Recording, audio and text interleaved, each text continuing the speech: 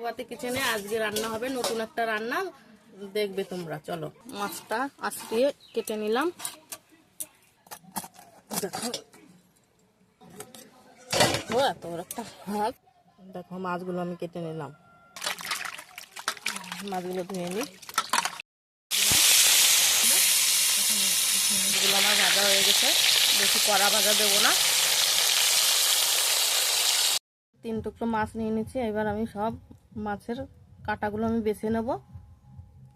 দেখো মাছগুলো আমি সব বেছে নিয়ে চলে আসছি। এখন আমি এই যে কর্নফ্লাওয়ার দেব, চালের গুঁড়ি দিলাম, পেঁয়াজ দিলাম, টমেটো দিলাম, ধনে পাতা দিলাম, হলুদ দিলাম, লঙ্কার গুঁড়িটা দিয়ে দিলাম। সবটা নিয়ে ভালো করে মেখে নেব।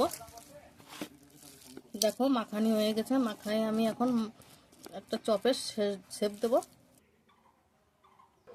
এই দেখো তেল দিয়ে দিলাম। এই যে বিস্কুটের গুঁড়োর উপর উল্টে পাল্টে নিলাম, তেলে ছেড়ে দিলাম।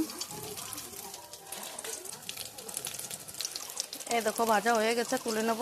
দেখো সিলভার কাপের মাছের কাটলেট বানিয়েছি। এইভাবে বানিয়ে খাবে।